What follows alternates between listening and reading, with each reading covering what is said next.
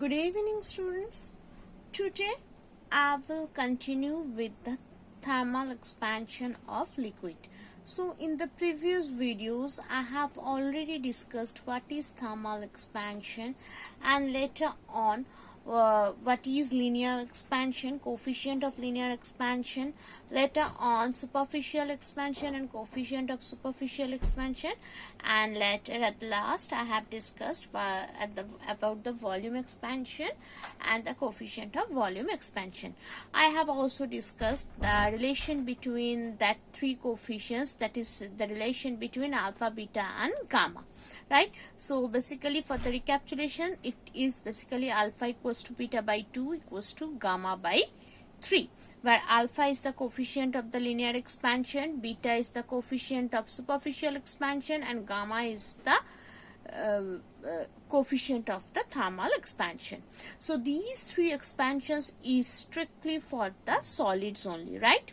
So if we want to discuss about the liquid now, so for the liquid part, we have two types of expansion.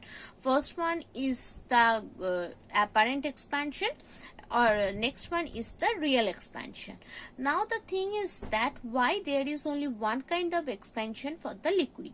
So if heat is being provided to a liquid, then only basically the volume of the liquid is being increased. So therefore for the liquid, volume expansion is being considered, not the linear and superficial expansion, right? So what is the coefficient of the volume expansion? That is nothing but the gamma. So for the liquid also it is treated as gamma, but as I have already previously told that there are two types of expansion. First one is the real expansion and the later one is the apparent expansion. So here two types of gamma has been used. Gamma A, which signifies the expansion due to the apparent expansion, coefficient due to the apparent expansion, and the later one is gamma R, that is basically the coefficient of real expansion. Okay, so now quickly moves to the mathematical expressions for these gamma R and gamma A. So if suppose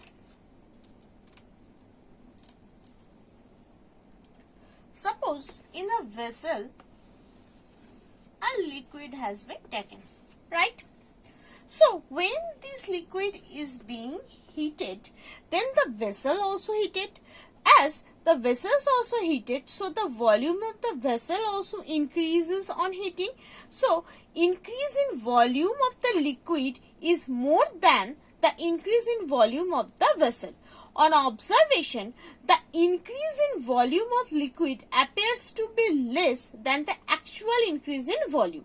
So therefore, actual increase in volume of the liquid is called the real cubical expansion or real volume expansion of liquid, and the observed increase in volume of the liquid is called the apparent cubical expansion of liquid. So therefore if I jot down this or if I write this, so real expansion is basically the expansion of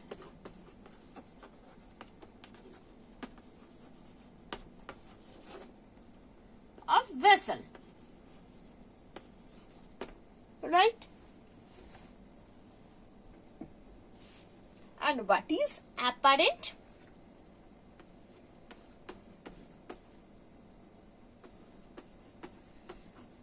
Apparent is basically excluding the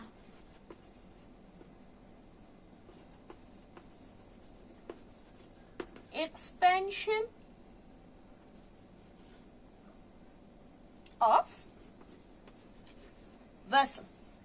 So this real is basically defined as gamma R and this apparent is defined as gamma A, right?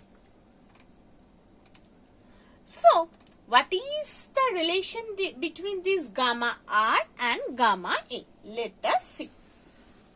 So, let us, the glass vessel and the liquid in it have the volume V0 at 0 degree Celsius, right?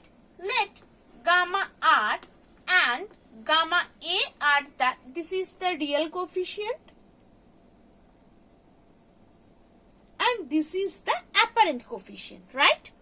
So, and if we are considering gamma G, what is this gamma G? Gamma G is the cubical coefficient of the, gamma G is basically the cubical coefficient of the glass, okay? So, therefore, if the vessel and the liquid be heated at T degree Celsius, then the real cubical expansion goes on.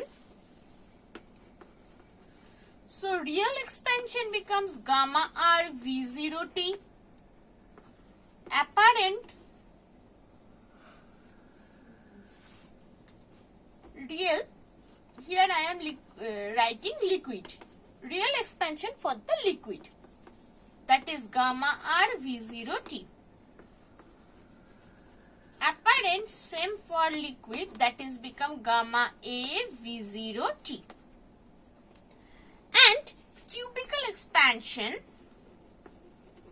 or you may write as volume expansion,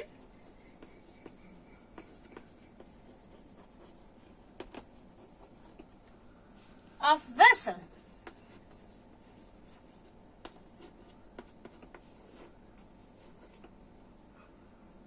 that is gamma G V0T. So, what is this apparent? What is this real? Real is basically apparent cubical expansion and including the vessel's expansion, right? So, you can write gamma R V0T is equals to gamma A plus gamma G into V0T, taking V0T as constant. V0T cancel out. So, therefore, the relation becomes gamma R equals to gamma A plus gamma G. So, this is the relationship between